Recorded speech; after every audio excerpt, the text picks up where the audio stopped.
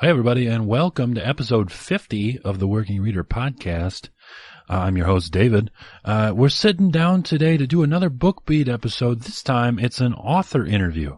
I got to sit down with my good friend, Dyrk Ashton, the author of the new book, Paternus, his first release, coming out on May 1st. So technically, that's today. I want you to go out to Amazon and pick up Paternus, either in physical copy or ebook. Check out Dyrk on Twitter at undyrk. That's at UNDYRK. Yes, that's his real name. Dyrk spelled with a Y. Check that out. We had a wonderful conversation ranging all over from Tolkien to his process with self-publishing to the time he spent as an actor and a producer in film and all the things he's done, and much, much more material that we went over. So please check out Dyrk Ashton, his book Paternus, and enjoy the interview. Don't bother calling the FCC. It's the internet. Bitch. Books, pop culture, current events, comedy.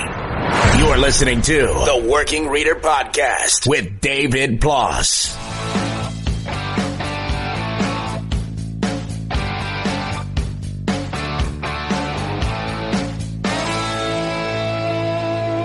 All right. Hey, everybody. This is David Ploss. You're listening to the Working Reader Podcast. This is Book Beat.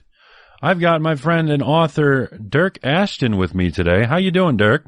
I'm doing very well. Thank you, David. Thanks for having me on the show. Oh, well, it's a pleasure to have you, my friend.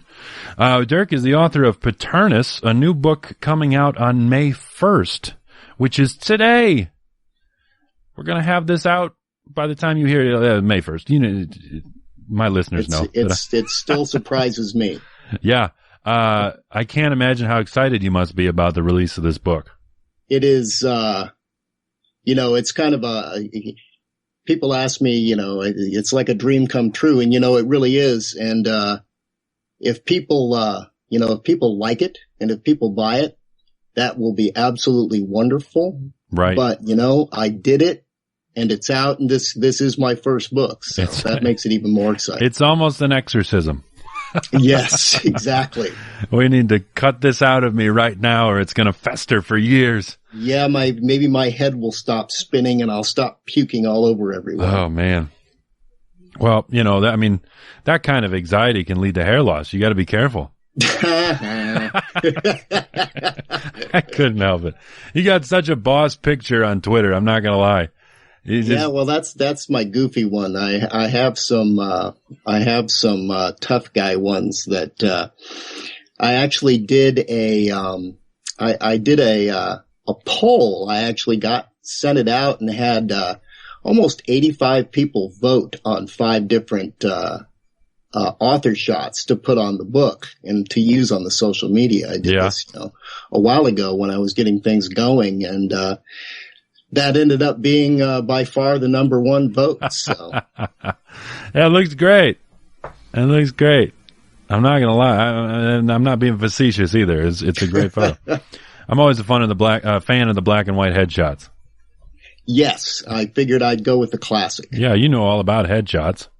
I do. You spent quite a bit of time as an actor and filmmaker. I did. That is something I've always wanted to do. I'm not going to lie. I'm 7 feet tall. I think there might be a market for it. Yeah, I think there would be. If nothing else, just to fill out monster costumes. Really? I mean, Star Trek or Star Wars. Oh, yeah. Well, wouldn't that be? Oh, don't do that to me, Dyrk. There you go. What do you care if you have to wear a Wookiee head? Right? Oh, absolutely. Yeah. Oh geez, now you got me on the spiral and I'm blanking out on names. Who's the old guy who plays Chewie? That's not the right way to ask that question, is it? Yeah. Oh, well. I have to admit that the name's not coming to me either. It's okay. But you. Like right now, we're being booed and hissed by the Star Wars. Yeah, if we haven't lost listeners already, due to me, it'll come to me midway through the interview, and I'll just yell it to the ceiling. Perfect. But anyways, we'll get to that acting stuff a little bit later. I want to give people a taste of what Paternus is all about.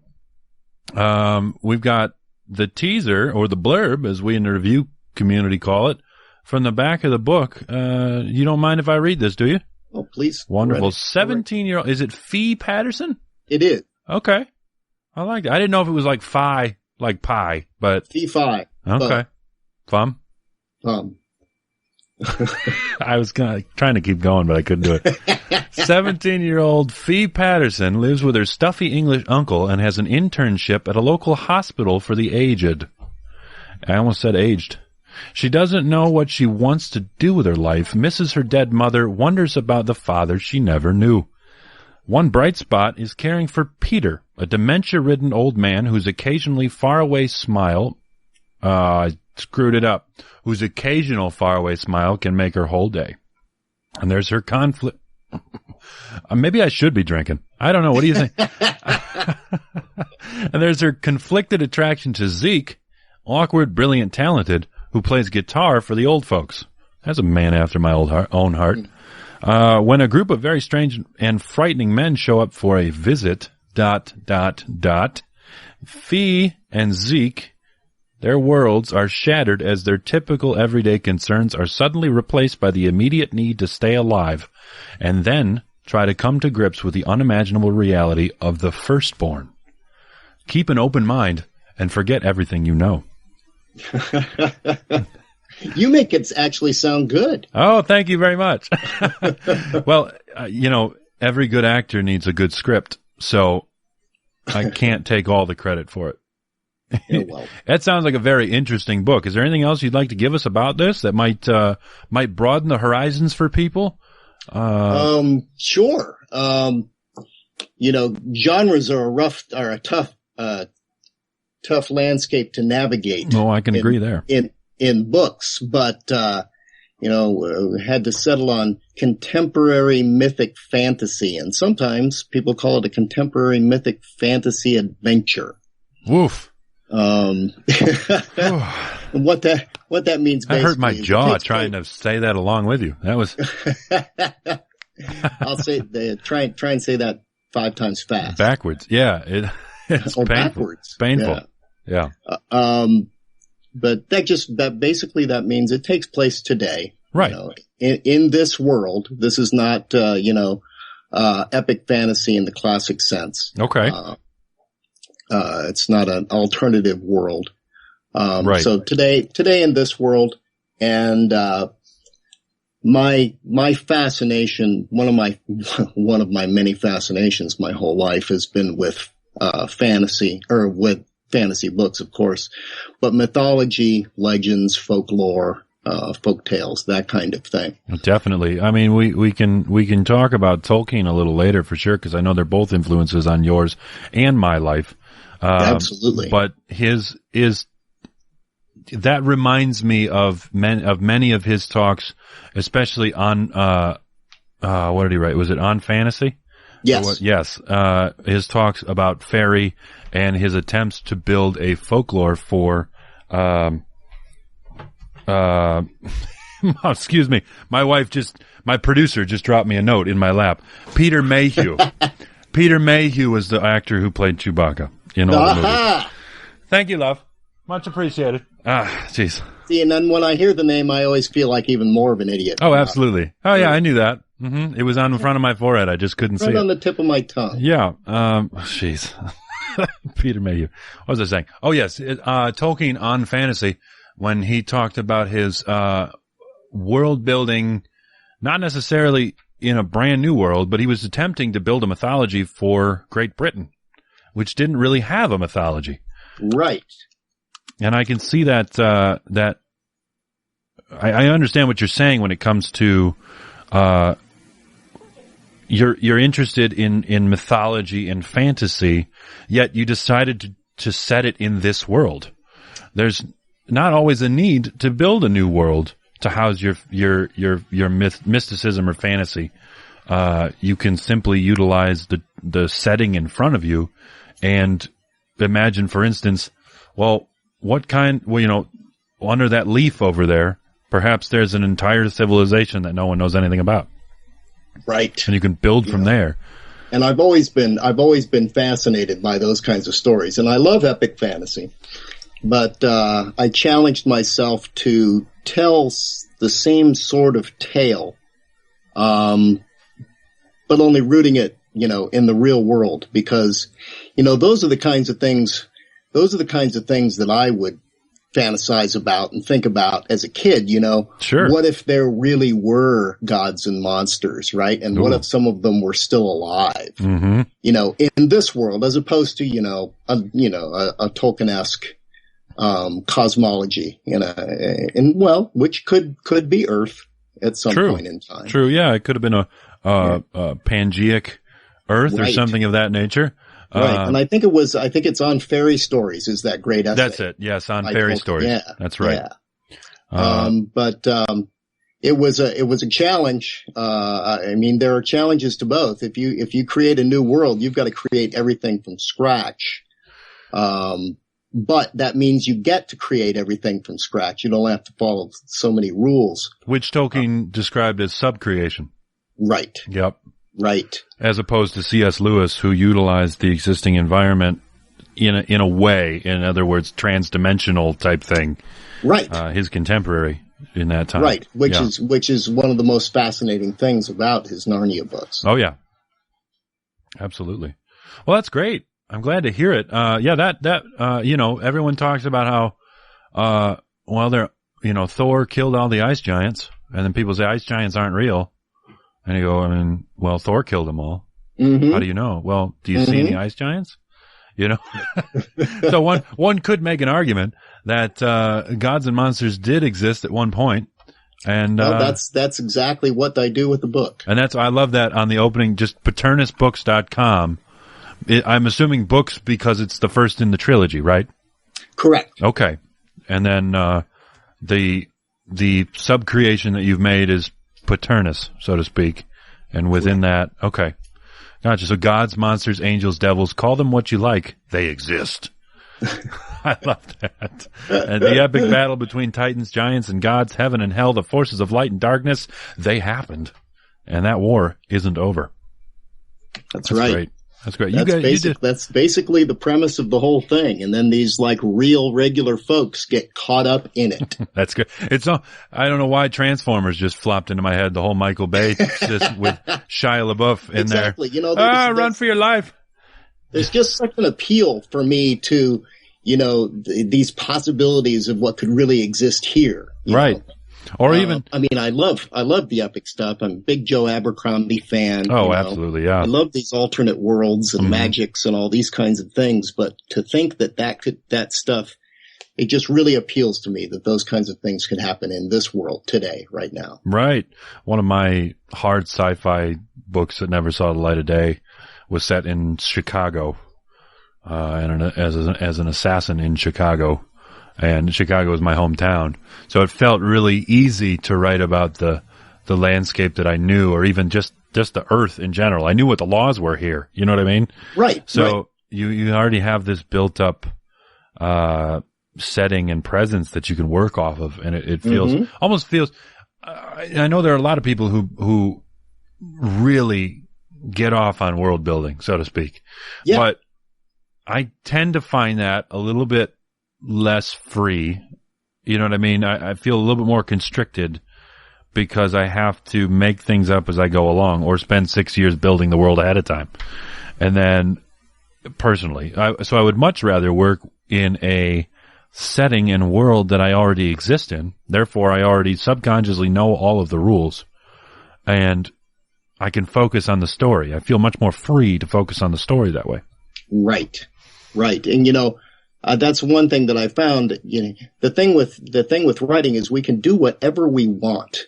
We can do anything we want. People can do anything they want. We can have any laws of nature we want, but we have to decide what they're going to be. And then once we make those rules, quote unquote, we've got to stick with them. Right. Because there's nothing more frustrating than when you're reading a book and you go, "What? He couldn't do that." Continuity, which is kind of a silly thing to say because they're in an alternate world. Right. where, sure, they could do that, but this fake rule doesn't match this fake rule that you said about these fake rules earlier. I feel that there's a continuity error. Yeah. I deal with that a lot. It's people about, I watch the, Cinema Sins YouTube channel occasionally where they go through everything that's wrong with blank, whatever movie. They just did one about the new Star Wars movie.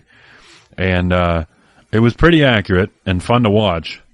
But then again, I go, guys, this is all fucking made up. Just, does it matter if there's something right or wrong so long as you enjoyed it? I mean, it's all make believe. Right. It's fun. It's fun to go into some of these forums. Oh, I can't imagine. Folks take that stuff really, really seriously. I can give you an example of that. And I love that. And, that zealous nature of people. I mean, if people are talking that much, arguing that much for or against, your work, you're doing something right. Right. You're engaging the public in a conversation. Yeah.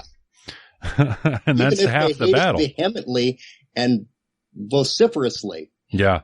That's certainly better than silence. Absolutely.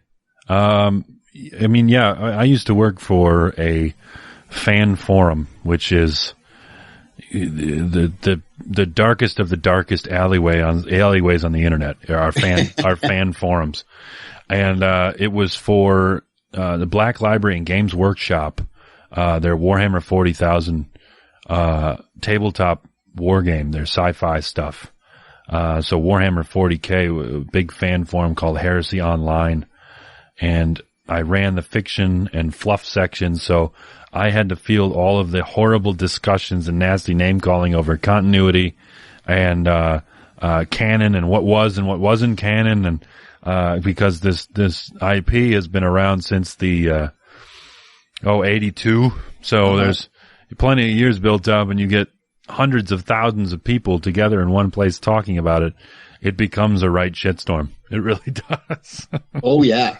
And, it was an interesting experience in public relations for me. I gotta say, working on staff at a fan forum. But I mean, I want to touching on this subject about the, zealous nature of fans. You did a Reddit AMA. I did. For the fantasy subreddit. I found them to be a marvelous bunch, and I was warned. I can imagine. I was warned that Reddit could be a troll's paradise. Uh-huh. And that things can get really ugly. However, the subreddit that I did this for, Reddit Fantasy, is a pretty civil place, I have found. That's good. And I've been pretty competent moderators. I'm not as active as I should be, but I go in there, once or twice a week and engage a little bit. And I find it to be a really great bunch. And my AMA was almost more civil than I would have wanted it to be. It was pretty amazing. Well, talk to me about that process, because you didn't even have a Reddit account when you were asked to see this AMA, isn't that right? No, I didn't. I was terrified of Reddit. In fact, 8 months ago, all I had was a Facebook account, and I didn't even check it more than every couple of months. You were one of the smart ones. Well, and then, I had made the decision that I was going to self-publish because, we don't need to get into this right now, but I know all about it. I worked in the film business and lived in Los Angeles for a long time. So sure. I know how the business works. Publishing is the same. Agents, blockbusters, contracts, right. Percentages. It's all the same thing. Digital media rights. Yeah. Issues of control. Mm-hmm. So I had decided, I had played that game. So I had decided a while ago I wasn't even going to bother to go for an agency. So I needed to self-publish, and things have changed so much even in the last 3 years there. Yeah. So anyway, one of the things that I was told that I absolutely had to do was to develop a social media presence. Mm-hmm. That it was not an option not to do that. And I was like, oh my God. Whoever told you that was right.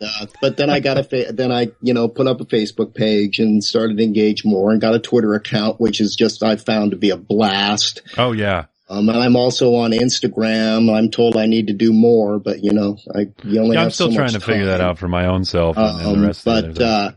Reddit terrified me. I was told I had to be on Reddit because of the sheer numbers and all the cool and super smart people that are on there. Those people blow me away what they know about fantasy. Oh, yeah. Make me feel like an infant, half of them. But in what they've read and what they know and what they remember. But sure. I had looked at Reddit and was terrified. I didn't even get an account. And then I was at the Confusion convention up at Livonia in January, this last January. And there were a bunch of great authors there, and I met a few of them. And one guy told me, "You're on Reddit Fantasy, right?" And I said, "No, I'm terrified of it." He goes, "The guy who started it is sitting right over there. I'm going to introduce you." Wonderful. What an in. That's a heck of a contact. He said there are writers' days and there are AMAs, and you're not going to get to do an AMA because you're not a known commodity. You haven't published, stuff like that. And I was like, no problem. Well, I ended up meeting the guy. We ended up talking over a few days. And he found out about my background and, that I've written my dissertation on the Lord of the Rings. I was an actor for a while. I've got some credits out there. That this was my first novel and I traveled quite a bit. And he said, well, let me talk to the gang and see what we can do. Few days later, I got an email, that they wanted me to do it. So scheduled me in about a month later. So early in March, I, actually got to do an AMA on Reddit, and now I love it. That's brilliant. But you're right. I didn't even have an account. So after I got that email from him, I was like, oh shit, I better go get an account on Reddit and get in there and start engaging a bit. So. Well, yeah, it even seems like using your account once you've got one is a little difficult on Reddit with what you can and can't post. It took me a while to get used to, but the guys, a couple of these guys actually really helped me out a lot early on and gave me some ins and outs. You've got to do a little HTML formatting just to italicize something. Wow. In a post. And the way you put in links is weird. You don't just put them in there like you would on Twitter, Facebook. Got to hyperlink everything separately. So there's some of that, but other than that, I just go to Reddit. I just go to R Fantasy, and as long as I stick with that subreddit and that page, I'm in good shape. Every once in a while, I'll go over to books if they have an AMA of somebody I like on Reddit Books. I'll go and check that out. But for the most part, I just stick to the R Fantasy subreddit, and they just have marvelous stuff in there all day. And I follow them on Twitter, and they're the top forums each day get posted up there.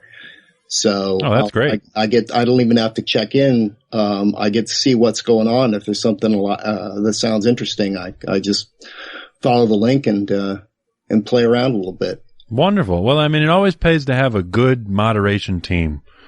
And these guys on Our Fantasy, I don't know about I hear that there are some crazy things that go on in other areas of Reddit, but these guys are so good.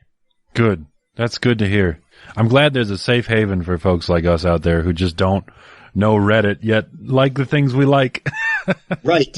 It's important to have a safe harbor, as it were, in social media. And it is. I would, for fantasy fans, I would recommend checking it out just for fun. That's great. You can learn a hell of a lot. I can imagine that you got some very interesting questions on that AMA. Was there any? I did. Is the sky blue questions that went on? I mean, it is Ask Me Anything. They were about the book. They were also about, what I had for lunch. And there were some pretty odd questions in there, but they were a lot of fun. That's to answer. Great. Now, with those AMAs, did you sit down and do a video thing, a live video thing, or is that a typed out thing? I don't really know. No, it's you early in the day, you post your introduction, which tells a little bit about you and a little bit about your book and your background. And then they announce it. The moderators announce it, to, their followers. Sure. That it's coming up, and you're on a schedule. They can see a month, 2 months, 6 months in advance who's coming up. and they announce it, and then people just come in and start asking questions. Okay. And then at a certain point in the evening, you go in and just start answering questions. Oh, all right. And then I guess people can upvote or downvote different questions. And exactly. Gotcha. Yep. It's really pretty. It's really that. It's basically just a discussion forum. Very democratic. And, there's a little bit of live stuff that goes on, but not necessarily. And some of these folks are overseas, so there's a time difference. So yeah.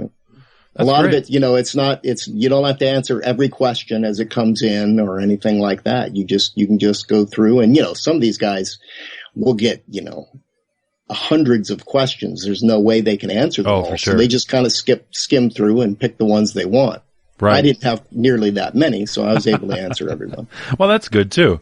I mean, I like that democratic system. That really, it is nice. Nice to know about. I didn't know how that AMA process works, so I appreciate you enlightening me on it. No, it's a lot of fun. That's great. I know for our listeners, they love the review parts because we used to cruise Audible and NetGalley all the time on this show, and we made it our most brutally honest episodes. Right. So we would go through NetGalley and leave reviews and judge covers and do all of that in real time on the podcast. So people know that if I'm interested in a book, then it's definitely a book worth reading or getting or listening to, because we used to do it with audible.com as well. So for our listeners, I want to talk to you directly at this moment. If there's any reason you're still wondering whether or not you should get Paternus on May 1st, then there's something wrong with your brain, because it really does sound interesting. And don't take just my word for it. If you need a little bit more, I've got some community reviews off of Goodreads here, which you can look up Paternus, Paternus, on Goodreads and read it. New Funk rated it 5 stars. Said a super fun romp through historical fantasy viewed through a modern setting, combining gods, legacies, humans, mythologies, and stories from every corner of the globe and every time period. This book weaves an interesting web of connection that introduces us to a new mythos, one that connects us all.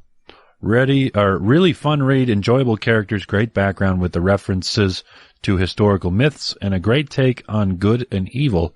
Fun stuff. Solid first outing from Dyrk Ashton.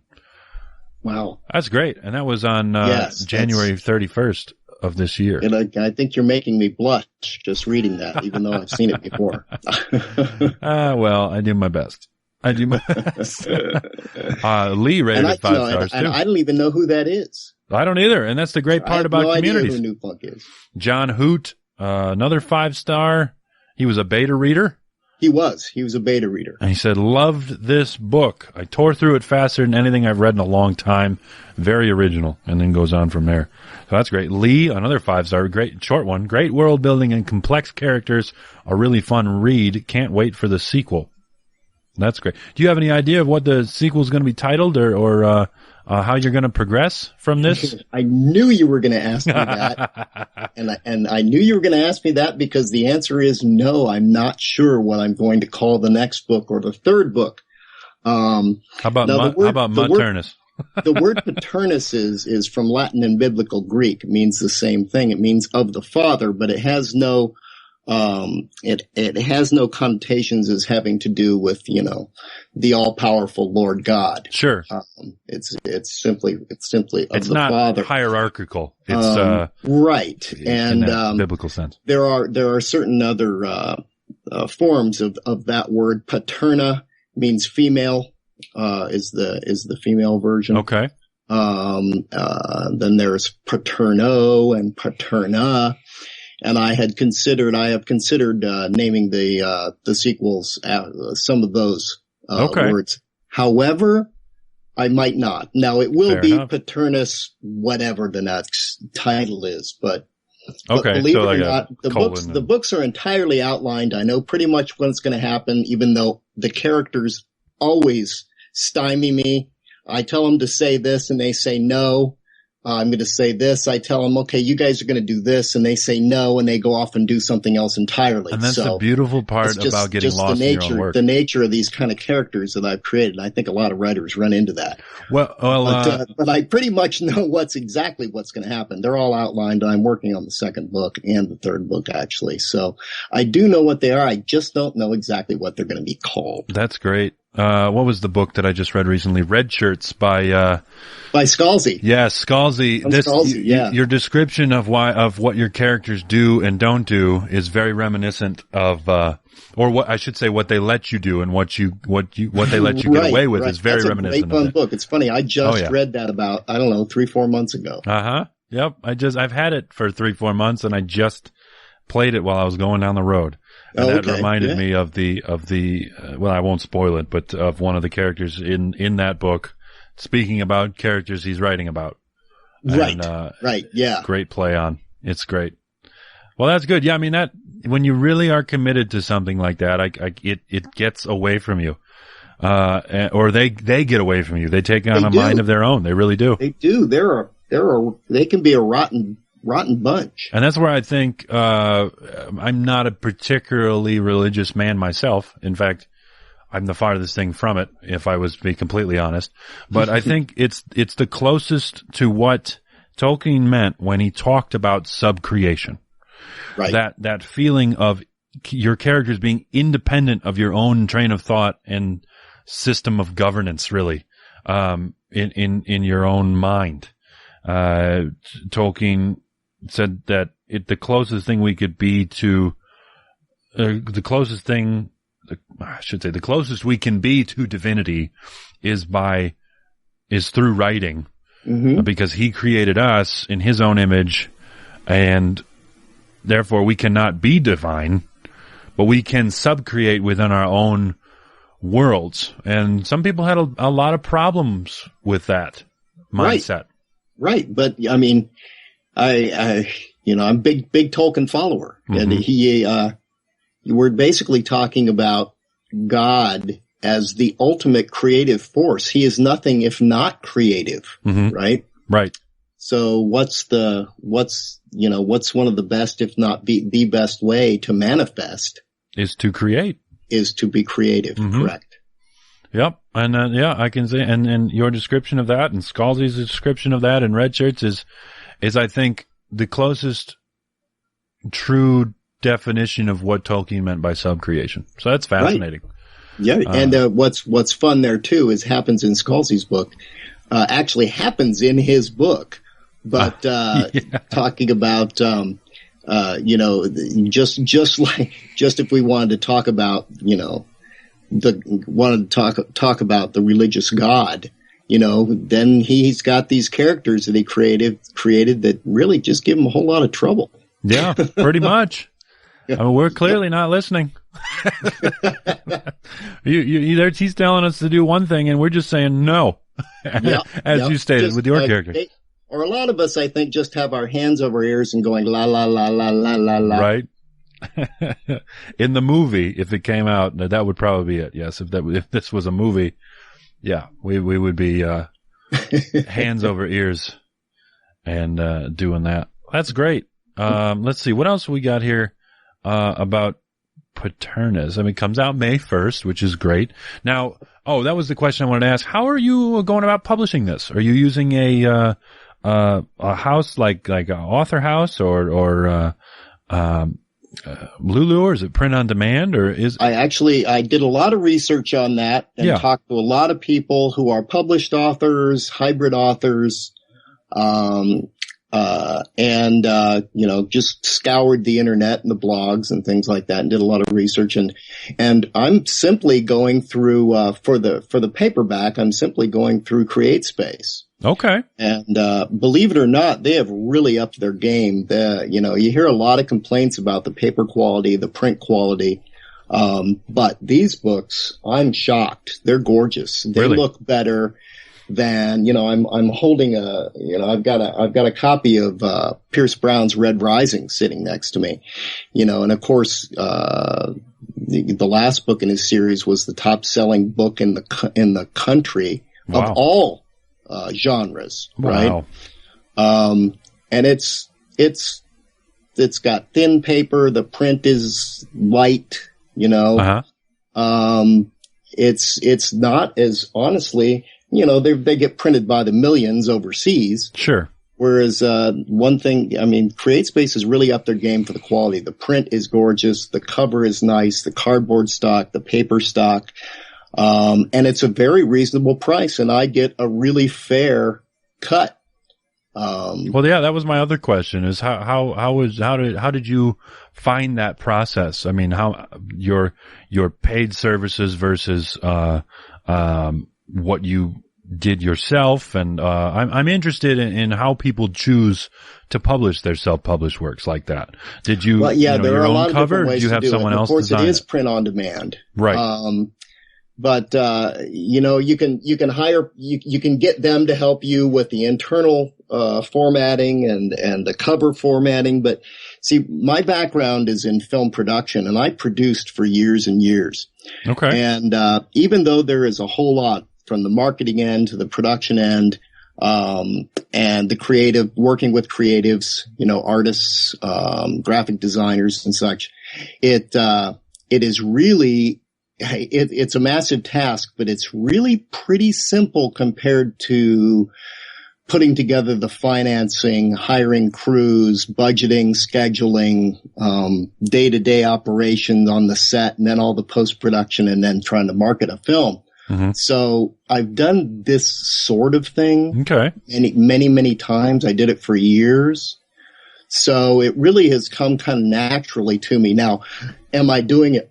Excuse me. Am I doing it well? I have no idea. Well, we'll find out on May 1st. But I'm having a hell of a lot of fun. And that's good. That's the most important thing for me at my age, is that if this ever becomes not fun, I'll just do something different, or I'll cut back, but I've just been having a blast, and I haven't found it that overwhelming. I think the big trick with self-publishing is you have to make your book look like a real book. And that's the real problem with 95% of self-published books, is that you've seen them. You pick them up. The cover doesn't look right. The back design on the back cover doesn't quite look right. The interior layout, it doesn't have a copyright page, or it's not even full justification, right? Yeah, contrary to popular belief.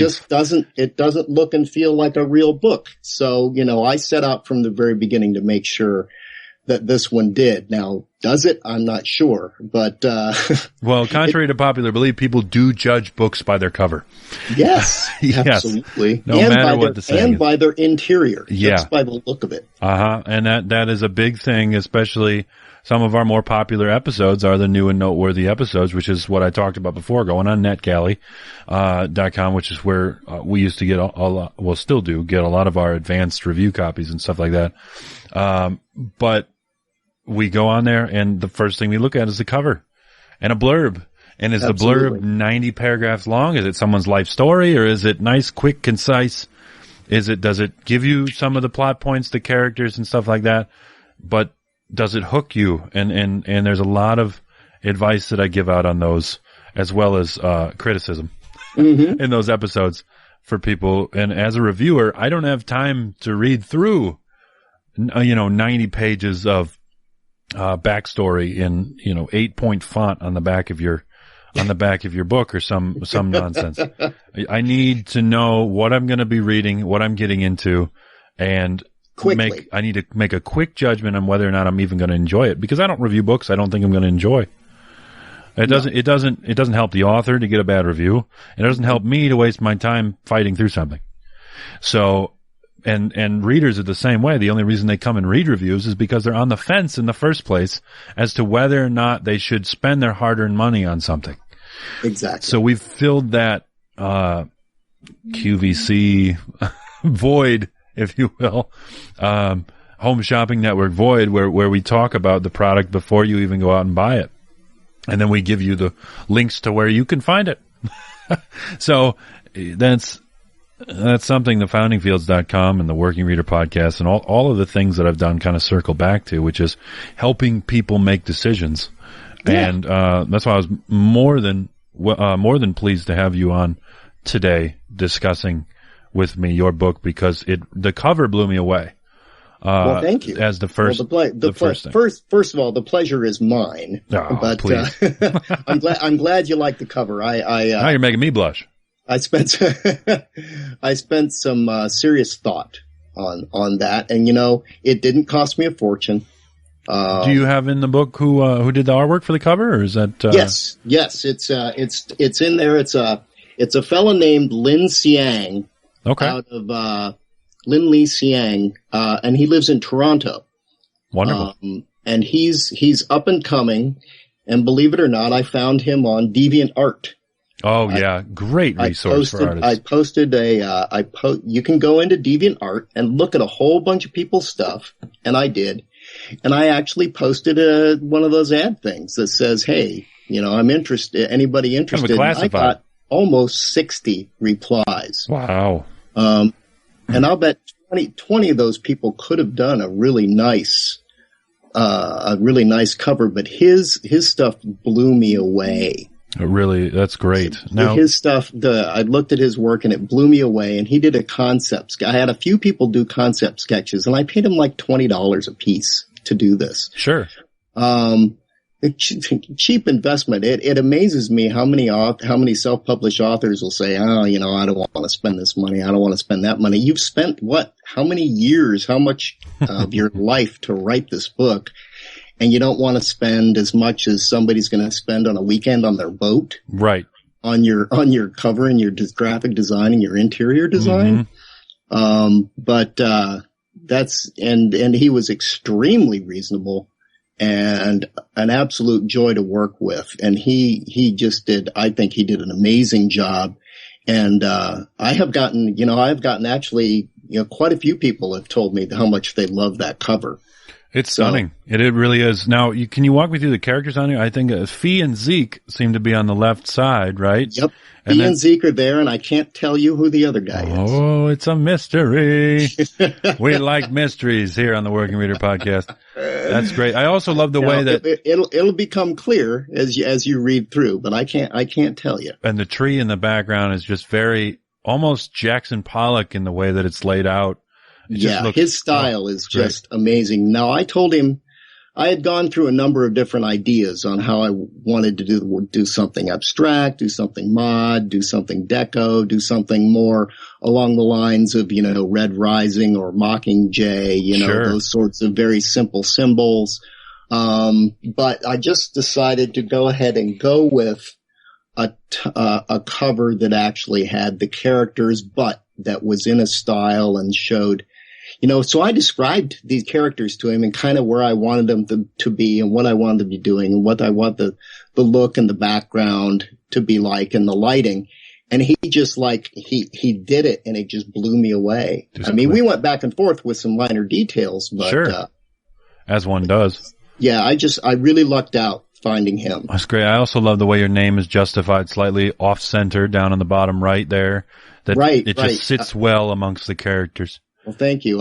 Some of that design I did myself, but I've got some friends that are, I'm very lucky. I have, I taught for a lot of years, so I have a lot of former students who are in their 30s and very well established as graphic designers or filmmakers. One guy runs a social media marketing company out of Nevada. That's great.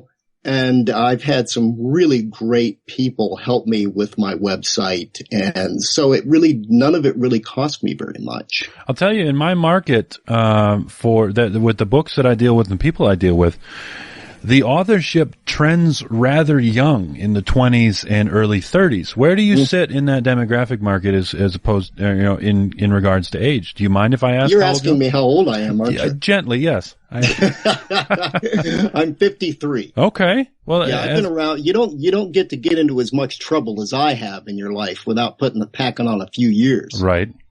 Well, I'm 27 myself. Honestly, I don't think I would have been mature enough to write this book any younger. You think, huh?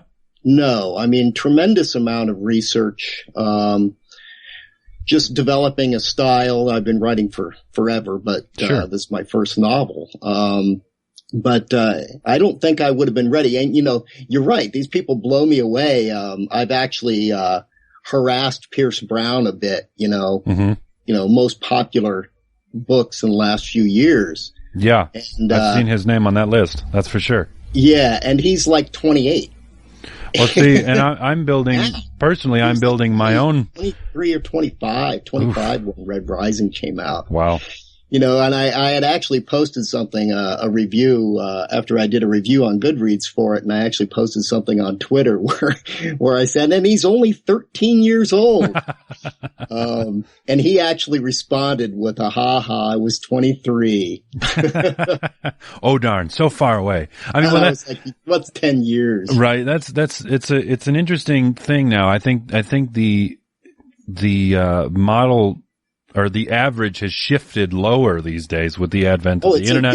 These people blow me away that are writing just amazing stuff at such a young age. Right. And I'm building my own sort of empire, as it were, and I'm only 27. So, you run into that thing where the people I see around me, I think maybe with the .com explosion and the whole Silicon Valley just expansion and the technology. I really don't know what it is, but I would imagine that has something to do with it, because a lot of us didn't have the connections. I don't know what they're feeding these kids these days, that they can actually write silicon chips with a new voice, with some interesting angles on new ideas. It's not really derived from it. Everything's been done before. We just have to do it in different combinations and with a different style, right? Sure.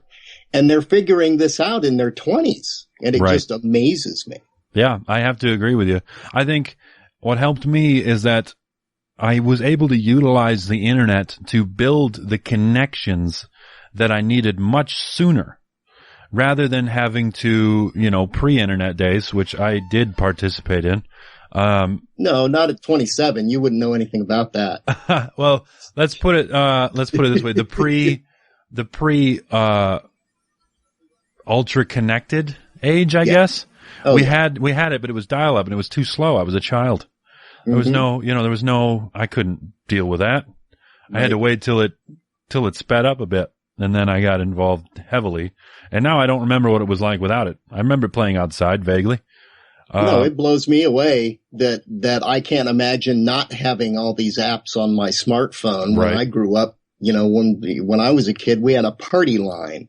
Oh. We still had those. We had to listen for the right kind of ring to know it was for us, and not the neighbors. Yep. And you could actually pick up the phone while the neighbors were on the phone and listen to their conversations. Captain Crunch whistles for free payphone calls. Yep. Yeah, I remember. Some of that stuff hung around for quite a while. Kids now are like, payphone, what? Yeah. What is this box with this cord on it? Yeah. I don't understand these things. If it's not, there was this great cartoon on Twitter. It's got this one kid standing next to another kid. One kid's holding a book, and he says, "Book, huh? Where do I plug it in?" The other one says, "In your brain." And then you watch the kid literally in the next frame that doesn't exist saw his skull cap off and try to jam it into his cerebellum. Shove it into his brain. Yeah. It's not working. It's not. Okay. I get it now. Yeah, that's great. I was looking here on your website as I was looking at the cover. Interesting that the audience is new adult to adult as opposed to teen or YA. Those savvy 16 or 17-year-olds might survive without permanent damage. Well, that's good. That's good to know. I figured I'd better say, the cover and the way it sounds, it could definitely sound and look young adult. True. But what I'm trying to do is bridge that gap. One of my beta readers actually pegged it, and I hadn't even really thought about that way. She said it's Percy Jackson, but for grown-ups. Okay. Right? See a lightning bolt on the cover. I can make that lightning thief jump. So it's got a bit of a YA look to it, and I called it young adult as opposed to adult because, there really isn't. I love that stuff, The Alchemist and Harry Potter, of course, right. Percy Jackson and all that kind of stuff. I love those books, and there are a ton of them. But I don't see those same kinds of stories being told in adult literature, in adult fantasy. I just had a brain connection here looking at your cover, that it kind of, the art style and that more pastel kind of look to it in the way the edges are softer. Right. Reminds me of the illustrations in the long illustrated book later done as a movie by Scorsese. I think it's The Amazing Adventures of Hugo Cabret. Right. That art style reminds me of some of the illustrations in those. That had not even occurred to me, though I'm familiar with the book and I've seen it. That hadn't even occurred to me. I'm going to have to ask the artist if he's influenced at all by that artist or that style of artwork. Great book and a great movie, Hugo. Yeah. Yeah. I mean, what I love about his stuff too is, and that stuff in that book is, Cabaret book is the texture. I mean, there's such texture and to the art. That's what popped out at me just then. And I was trying to figure out where the connection, why I had such a familiar feeling with this art style of this cover. And I think you're right. It's the texture of the art. Right. And I hoped, believe it or not, I do think about these things. That style to me with that texture, is kind of what I try to do with my writing. Okay. So there is a weird connection there.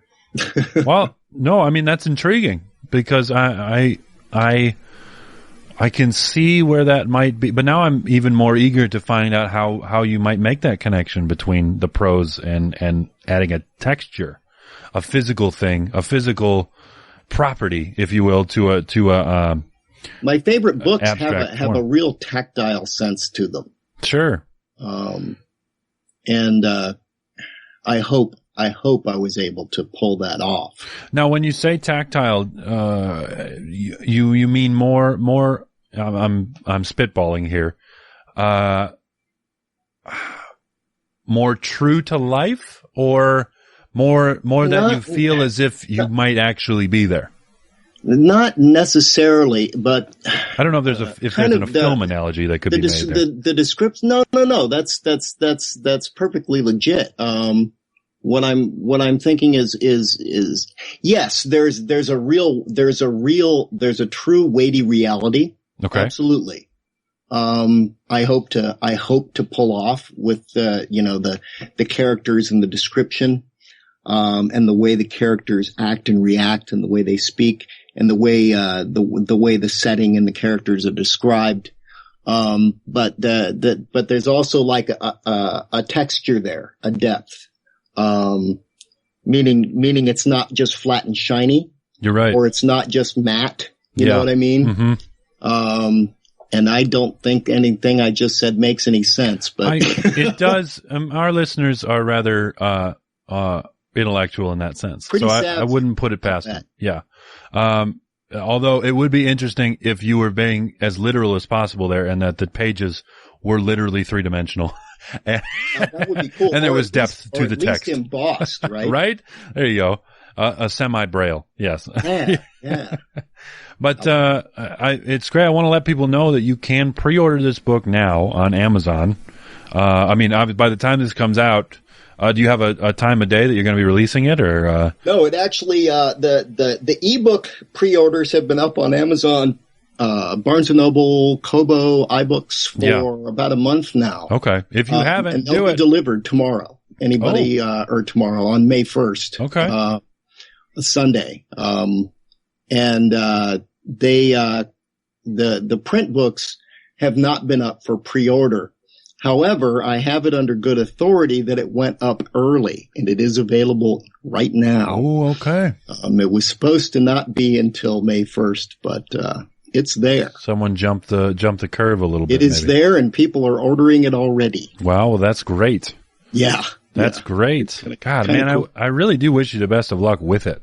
Thank you. I mean, we're not done, but I just want to say that now because it's not an easy process and one that has, routinely scared my feet to the ground, if you understand what I'm saying. Like just sure. It's a daunting process. Absolutely. And I think the only reason that I had the courage to even attempt it is my background in making films. which are, they will kill you. Every film will take every last bit of your everything. That's another essence. That's another piece. Yeah, definitely. And I have lived through quite a few of those. So I figured I can probably live through this. Well, why don't we talk about that? Because I do want to go back, because you've mentioned it a few times here, and you've got a BFA and Masters in Filmmaking from Ohio State University. Correct. Well, that is not any small accomplishment. That, back when I was, their program disappeared for a while after I left. But when I went to school, they just couldn't handle another student like you, huh? Back in the 1930s. No, when I went to school there, they were actually rated in the top 10 film schools in the country. Well, that's great. So it was a really, really great experience. And a lot of it was combined with photography. So we had to do some heavy duty, photography. As well, but no, it was awesome. I got my undergrad and my master's there. I graduated with my master's in '88. Okay, so then you spent some time in Ohio, I would imagine, right? Doing projects. I did. I was I grew up here in Northwest Ohio. Okay. And then I went to Ohio University for a year, then to University of Toledo for a year, and ended up at Ohio State where they had the film program. Yeah. And I stuck around, and I actually started working in the film business. There's actually a pretty thriving little film business in Columbus, Ohio, believe it or not. Mm-hmm. They do a lot of commercials and industrial films. There are some enormous worldwide company headquarters in Columbus. Okay. And I worked my way up as a grip, and then became assistant producer, production manager, and then was producing and line producing. Meaning I was in charge of everything. I had to do the budgets and breakdowns, the procurement of all the props, the hiring of the actors, sitting through auditions. People always wonder what the producers handling do. all the budget, financing, and finances, paying the bills, and all that good stuff. That is convoluted, to say the least. It is. Yeah. So, did you say most of your time was spent as a grip, or just your earliest? No, that was my earliest experience. I started as a PA, production assistant. Sure. Running the coffee, right? Putting up lights and setting up, pulling cables and pulling stuff in and off the truck and moving sets around. I mean, it wasn't unionized, so you didn't have your strict. This is your lighting crew. This is your grip crew. This is your camera crew. It wasn't that strict. We all did a little bit of everything. Right. Okay. So then did you make any money doing that kind of stuff? Yeah, that was, I did that professionally for years and years. I don't know. Did you guys get paid rate? Made a living do that. We started up our own production company and produced a spec pilot for TV and raised some money with an intrastate stock offering and that kind of thing. And then I ended up moving out to Los Angeles, and I was there for 6 years. Yeah, you were kind of a jack of all trades out there, from what I gathered from your bio. Yeah, I mean, I had a background in editing. I had a background in shooting. So I ended up working professionally, meaning I actually got paid to assistant edit some feature films. And at the time, some of that was done with 35 millimeter film. Some of it was video. I also worked as, I would shoot things as a videographer, cinematographer. I did some PA work. I actually did some set construction. Wow. As a hired gun, even though they had the union crews, they occasionally would do non-union stuff. So I did some of that. But what do they call that? Getting paid? I got an agent pretty early, and I ended up making most of my living as an actor. Oh, okay. So what do they call that? Getting paid rate or something? If you're not, or is it scale? I can't recall. There's a term for that. Well, for the non-union being paid union rate. Well, they can pay you whatever you want if you're non-union. Okay. Well, true. So I just see that on the casting sites a lot, because I do keep up with that. Paid the bills. Gotcha. And then acting, if you're in the guild, then there is scale. Scale is the minimum they can pay you per day. Okay, and that's the Screen Actors Guild, or AFTRA, which I can't recall the word. Well, actually, when I was there, they were separate. Screen Actors That's Guild true. was for film, AFTRA was for television. There was a lot of fighting back and forth between the two, too. You couldn't go from TV to film or do film and then do television. Not only was it hard contractually, but then it was taboo in a sense from the acting side. It was difficult. It was difficult to go back and forth. You had to belong to two different unions. And you had to meet the qualifications for both. Sure. Now they were easing up on that when I was there and when I was doing it. But since then, they've been combined. They are one union. Yeah, SAG-AFTRA now. Yeah. Yep. They have been entirely combined. They combined their pension funds. The rules are the same, whether you're doing, film or TV. Now there are different, there are different kinds of things that TV needs that film doesn't, right, and vice versa. But having combined has made things a lot easier for a lot of people. Well, now you said you had a story related to SAG-AFTRA. How was the process of getting approved for that? I can't imagine. It's real hard to get your SAG card. Now, you try to get an agent, but they want you to be in the union, and you want to be in the union, but you have to have an agent. Rocking a hard place. To get out on the auditions. It's that whole cart before the horse, chicken and egg problem.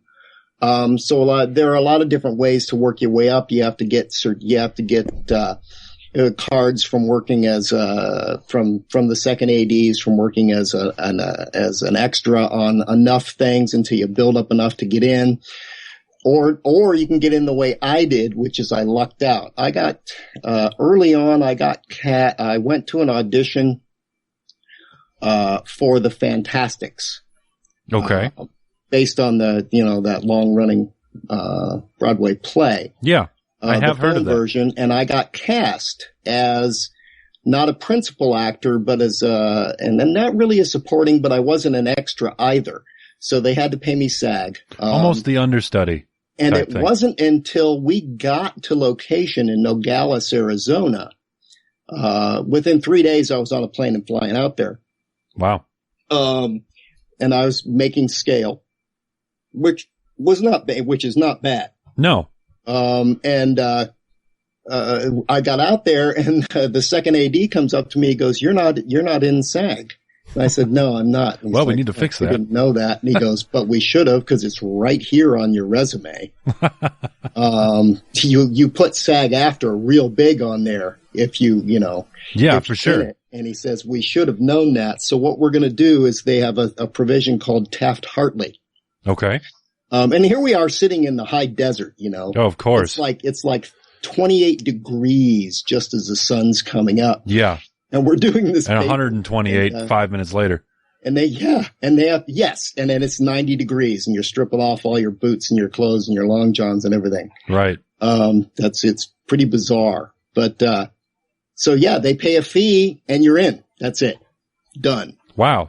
So that's what happened. They paid a fee, and I had my SAG card a week later. You had all the benefits and stuff that came with it. Well, if you want to call them benefits, I guess the insurance is all right. It is. It's excellent. That's good. That's crazy. I've never heard of such a backdoor story before. And I know a lot of people in LA who are really great actors who have never been able to get an agent and just have not been able to get into the guild. And they can actually act, which I can't. I don't know. I guess if you're gonna get somebody that looks like me, you got to get me. Right, and then we'll just dub the words in later. And I know how to audition since I used to produce and sat in on enough of those. Well, that helps a lot, because that's really the hardest part, especially when it comes to audition season and or that type of thing that goes a pilot season and stuff like that, even for TV. Oh, it's insane. I can't imagine. It's like the auditions are the weirdest thing you can imagine. They're very strange. You want to talk about an odd microcosm? You just go look at the Oakwood Apartments out in, every year around pilot season, they just fill up with the most eclectic melange of people you've ever seen in your entire life. It is the strangest thing on the face of the earth, pilot season in Hollywood. Absolutely. It's crazy.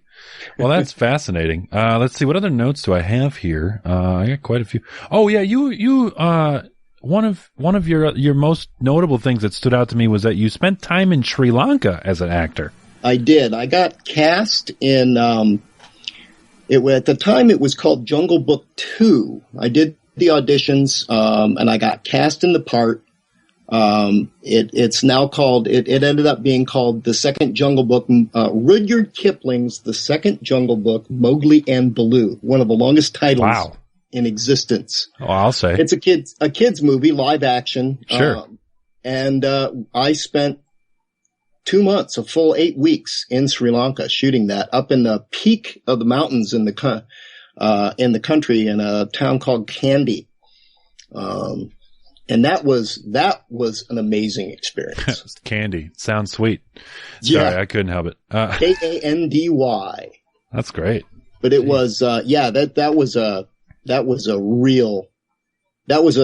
once in a lifetime experience to be able to spend that much time in a country like that. We're talking, it's the real deal. With, crocodiles in the rivers and elephants in the streets, monkeys in the trees, monitor lizards crawling back and forth across the road. Jeez. Giant tarantulas, scorpions, Wow. Just about. I think they say that of the 6 most poisonous snakes in the world, Sri Lanka is the only country that has all 6.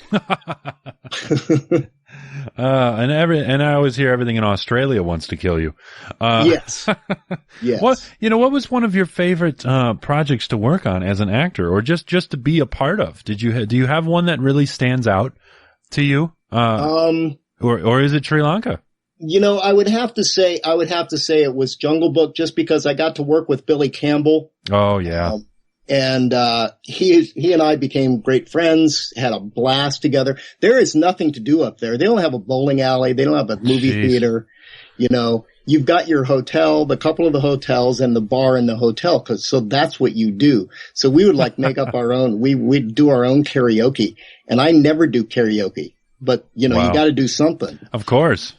So, you just make your own fun. And the weather, of course, is beautiful. It's hot. There's pools, which are nice. Geckos all over the walls, but, frogs in the pool too. But it's, that probably had to be. And I think the best experience, I got to meet Roddy McDowell on that before he died. Wow. He died shortly after that. One of the nicest men. He was just a sweetheart. That's what I hear. Took some amazing photographs, and he died very soon after that. That was 96 when we shot that. Right. And he died not long after that. But working with the animals, being there, there were so many. They had So it was all live action then. And there were so many cool people, and just working. I got to hang out. You don't shoot 10 hours a day every day as an actor. Right. Your call time needed is every day. So I would go down to their compound and just hang out with these guys. Wow. And, I got to, hold the chimps and hang out with the bear and I had to carry a 10.5 foot, 65-pound python, around in the film. So, we had a good time. That's great. And the wolves, it was a lot of fun. I'm just for 1 second, sure. Bear with me. They had names for all the groups, the animal groups, the monkey people and the wolf people. They all had their own things, and the wolves. I can't remember all the names, but there was the wolves. We call them gangs in Chicago. The Fang Gang, right? Yeah.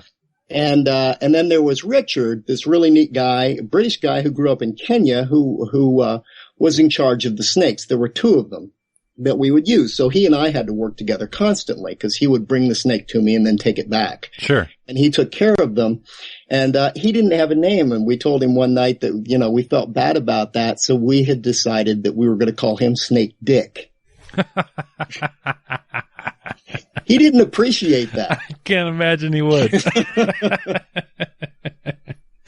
Oh, that tickles me. Just like a snake dick.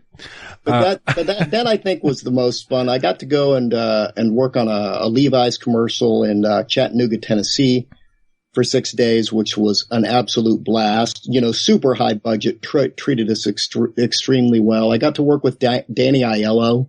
Oh yeah. First in a scene in a movie called Mojave Moon. Okay. which actually had a very young Angelina Jolie in it. Wow. And and Michael Biehn was in there. Oh, name drop. Jeez. And Michael Biehn was in there, but I didn't work with any of those people, and unfortunately I never did get to meet Angelina Jolie. Oh, what a shame. Darn it. Bummer. That's great, man. That's great. You moved back to the Midwest after your time in LA. Is that right? I did. I came back to go back to school. I decided to go back to school and get my PhD in film. Jeez. All right. Should I start calling you Dr. Ashton now? What? Please don't. Okay, Dr. I mean, Dyrk. you can officially you could, but I don't even sign my work that way. I have my students call me Dyrk, and I always put Dyrk Ashton PhD. Okay. So you should do the Dyrk Doctor. It's almost a little Doctor Who's That, really. Yeah, there are a few people that do call me Dr. Dyrk, Dr. Ashton. Steve Drew, who is one of the main Reddit fantasy moderators. Okay. And he always, when he introduces me in anything, Dr. Dyrk Ashton. Oh, he's doing it on purpose. He's doing it on purpose. He is. That's great. You said your PhD in film studies. Correct. Now, how does a study like that work? I mean, like, what the hell? I never completed college. Yes, I never completed my higher education. I was too immature straight out of high school to jump right into college and screwed it all up for myself. So now I drive giant trucks and beat my kidneys all to hell. So what is it in the magical world of college and university? What goes on? I don't know. Well, yeah, it's a good question. I mean, for my undergrad and my master's, we made movies. I mean, that's what we did. Yeah, that's great. But the PhD is a whole different animal. And it's a good thing I was quite a bit older when I did it, because I never would have been able to handle it. I mean, it's heavy duty theory, philosophy, cultural studies, semiotics, Sure. A lot of, film theory, the theory, history, and criticism are the three main fields of film studies, right? Okay. And, my emphasis ended up being in theory. So I'm a big film theory guy. Even though I know enough about the other stuff to teach those courses. Sure. But basically we read a whole lot of stuffy old history books and theory books. Uta Hagen and stuff like that. And we read all kinds of Walter Benjamin and, all up to close, present day up through the avant-garde, cinema, Bazin and Godard and all that good stuff. But, from all over the world, got the Russians, Sergei Eisenstein, we read it all from when it began in the early 1900s. Wow. Up through to today, and have to get up to speed with all that good stuff. And then we find something we're interested in and we write a dissertation. So then, film, you said film, theory was your forte, so to speak? Right. Okay. Yep. That's great. And then, you said you find out something you like and write a dissertation on it. Now, I've got to say, you're a man after my own heart. You wrote your dissertation on the Lord of the Rings movies. I did. That is brilliant. But the only way I could get away with that, though, is to put some, look at it from the perspective or through the lens of some heavy duty theoretical perspective, right? Sure. So I use there's a French philosopher named Gilles Deleuze, who was a cultural critic and wrote two books that were never very popular called Cinema 1 and Cinema 2. And he just talks about, he creates this entire metaphysics about how the world works and how film works like the world. The screen is the brain and that kind of stuff. And what I do is I talk about his theories, he's a philosopher. Sure. His philosophies, theories, on that and film. And I apply that to the Lord of the Rings. And I talk about, the way perception and, time and truth and the true and the false, right, good and evil, all these kinds of things are manifest in those films. And at the same time retaining this, this undercurrent, this Tolkienian, Tolkienesque, however you want to say it. Sure. Undercurrent. So, I do utilize the books to a certain extent. That's great. While I'm talking about the films and then talking about this guy's metaphysical, ramblings, in terms of those films. So it was the way that I survived it, because it's like 275 pages. It's a book. Wow. Yeah, I'll have to. Do you have a copy of that? I would love to. I read do. it. Actually, it's on. You can find it online, but I could aim you towards some articles that were published in online journals that summarize basically the whole thing in like 20 pages. Okay. Well, yeah, that'd be great. And then maybe later I'll embark on the full dissertation. Yeah. But I love anything I can get my hands on with people's ideas surrounding Tolkien or just anything Tolkien related. It runs through my blood. I've got plans for tattoos that cover my entire back, and that includes. Well, tell us about that tattoo that you've got there. I've got a tattoo on my chest, and regular listeners to the show will know this already because I talk about it all the time. Mm-hmm. It's Tolkien's initials were, emulsified into this sigil that he created back in the, when was it? Probably wasn't shortly after his time in World War I, in the late 30s, that he mashed all the initials of his name together into the sigil, and you can see it on all the spines of his novels and the Tolkien estate. That's their symbol. I have it smack dab tattooed in stark black on my sternum, in about a 4x6 inch section of skin has Tolkien. So any open neck shirt that I wear, Tolkien is riding high and proud. You can post pictures on Twitter there, David. I know. I'm going to have to now. But the rest of my... I'm going to start a campaign. Let's see that tattoo. Show the tat. Show the tat. Not the exactly. tit. Not the tit. Okay. See that tat. Yeah. See that tat. All right. I guess I'll have to do that then. But yeah, no, I'm a massive Tolkien fan. As I was telling you before we started the interview, I've got Me too. Some LPs from Tolkien that I mentioned before we started, of him actually reading and singing the songs and the author reading his own works. And that blows me away. I never even knew those existed. Yep, I'll have to put pictures of those up as well. Yes, get those please. Posted. That's great. And then did you ever teach Tolkien or or did you work that into? Because I know you spent time as a teacher as well. I did. I actually, after I got my PhD, I worked full time for 7 years in higher education at University of Toledo. Okay. And in their film department, I was their film scholar guy. Gotcha. And taught most of the studies courses, which is, anything that doesn't have to do with production is studies. So well, if it's I love history, your bio. If it's theory, if it's criticism, if it's talking about Tolkien, then it's studies, right? Right. I love your bio on Goodreads here. It says apparently, even more shocking, apparently PhDs are tossed out like parade candy these days, and just about anyone is allowed to warp the minds of our precious youth. That's perfect. Well, if they're going to let me do it, that's got to be true. If I can get a dissertation, that's got to be true. That's great. That's great. So you were kind of on a tenure track then. I was tenure track faculty, and I've always been kind of a gypsy. I've moved around. I've done a whole lot of different things, and I found that it wasn't what I expected it to be.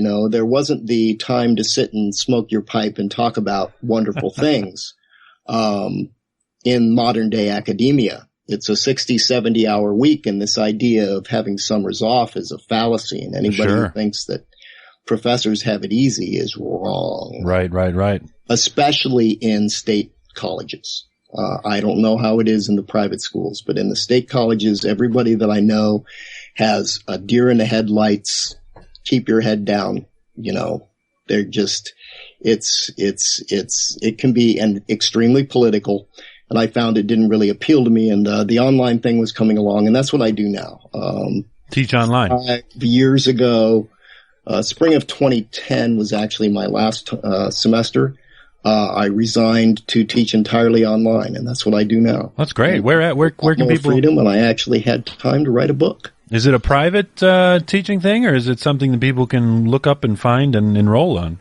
People can actually look up and find and enroll in. I probably won't tell you the schools. Fair enough. Fair enough.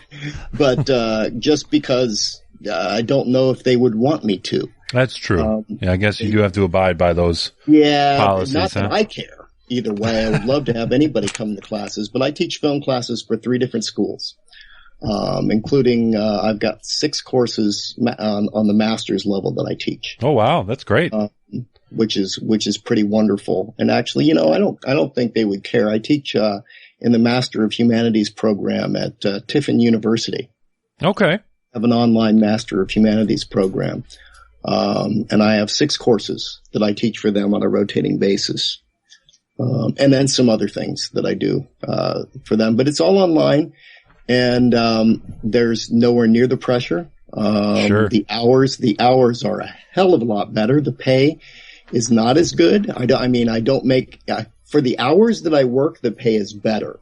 But overall, I don't make as much as I did, and I don't have the benefits. But the freedom that it allows for me to, do something like write, which I never had to actually read. I actually have time to read books now. And then realized I actually had time to write. So that's what I've been doing. That's great. This has been a long process. I almost hate to tell people, but it took me almost 3.5 years to work out this trilogy and get this first book into the shape that it's in today. Well, if you look at along the likes of people like George R.R. Martin, 3 years isn't quite, isn't too bad. And he's written a lot of books before. He knows how to write. Right. And it still takes him forever. The old man's going to die before he gets us the last one. Ugh, and I'm dying to read it, too. Right. I've been utilizing my red copies as doorstops because they don't fit on the shelf. Oh, I know it. So they hold the door to the library. What is the first book has something like 470,000 words. Oh, yeah. It's obnoxious. Unbelievable. It's great, but it's obnoxious. And then you could make the same argument against Robert Jordan as well, and the Wheel of Time series is. Well, sure, yeah. Every blade of grass has its own backstory. Yeah. Yeah. It's the fun. Yep. But people, and that's the thing is there's something for everyone, and people will love all that stuff. And I do like Jordan's books, but I could only read a few. That's true. I didn't. The first 3, I think, were probably the ones I had the easiest time with. Right. And those are the ones that I read. And it's not that I didn't want to read the rest, but there are so many other things that I wanted to read. That's my problem. Oh, yeah. You got it.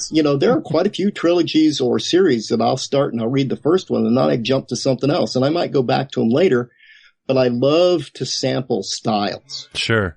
Storytelling strategies, styles, the way different writers do things. And I did read all of the Game of Thrones books, one after the other. I read all of Harry Potter, one after the other. I read all the Red Rising trilogy, one after the other. But those are the rare ones. Right. Usually, I'll read the first one. I read all of Hunger Games, one after the other. But those are the rare ones. Usually I hop. Right. Joe Rawlings series, the Harry Potter series, I had a unique experience. I think my generation had a unique experience because we didn't come upon those books as a group. We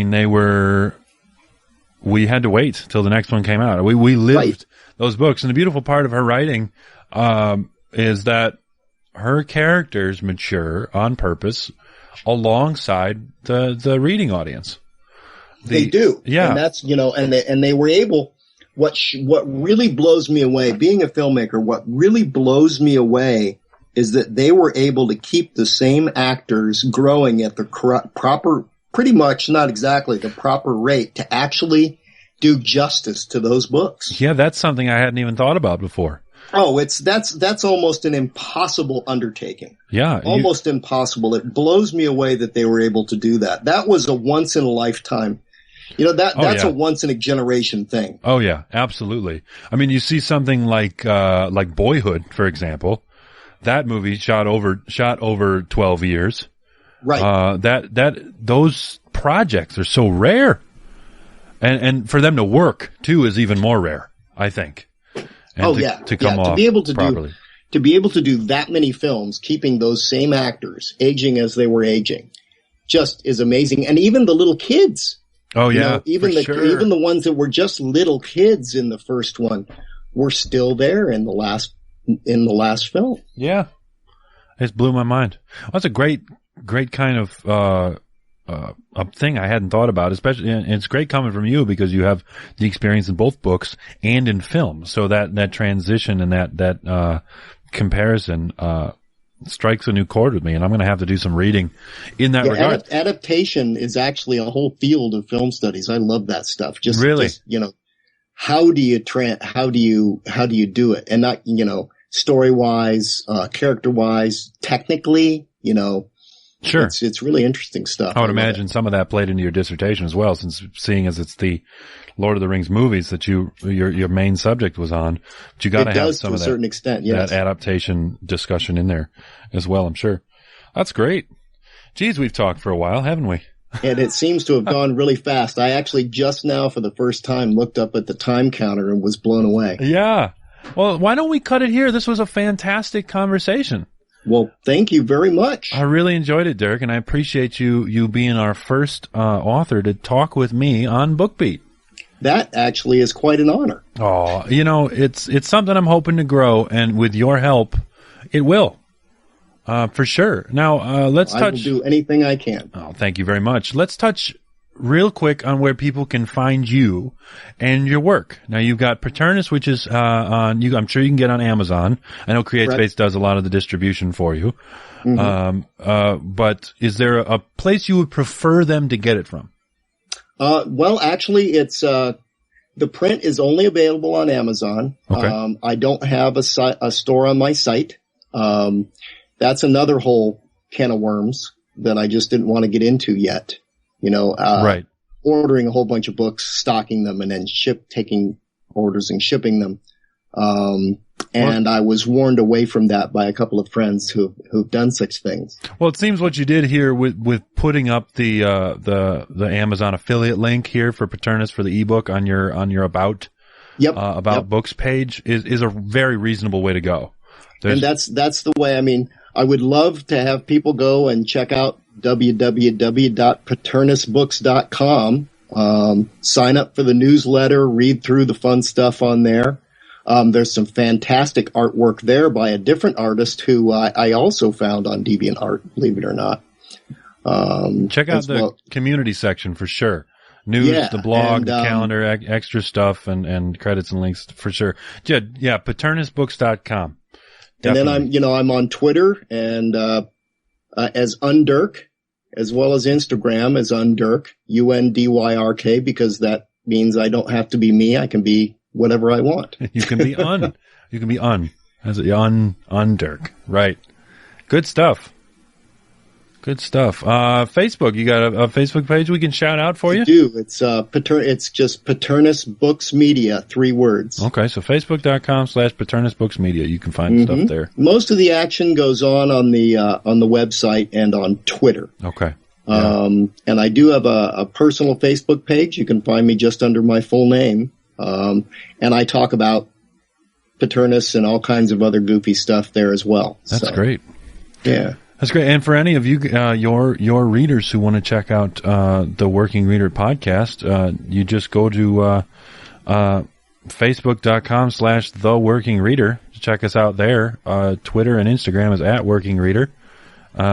We'll get this up right away, and I'll make sure I get as many of the pertinent links as I can remember, as you and I can brainstorm together and release them all out there at the same time for all of our audience. So you got it. As soon as it's up, just let me know and where to send them. So basically, they go to your Facebook page and they can follow a link from there. Yeah. The other great place to get the entire podcast is if you go to theworkingreader.libsyn.com. Great way to preview it. Otherwise, you can find it on any, iTunes, Stitcher, Player.fm, any podcatcher app on your smartphone. Just search for the Working Reader podcast. And you can get it. So, yeah, Dyrk, thank you very much for this conversation. It was an absolute pleasure. It was a joy. Good luck. I really mean that. Thank you very much. Really appreciate you having me on. Definitely. Good luck to you on May 1st, and super, super looking forward to hearing about your first day, first week, first month sales. You got it. Super stoked. Okay. All righty. Bye-bye, everybody. Have a wonderful evening, David. Thank you, Dyrk. Definitely. Take care. All right. Squeeze the tiny walrus. Little Walrus Productions is not responsible for any injuries sustained while squeezing your walrus. Stop it!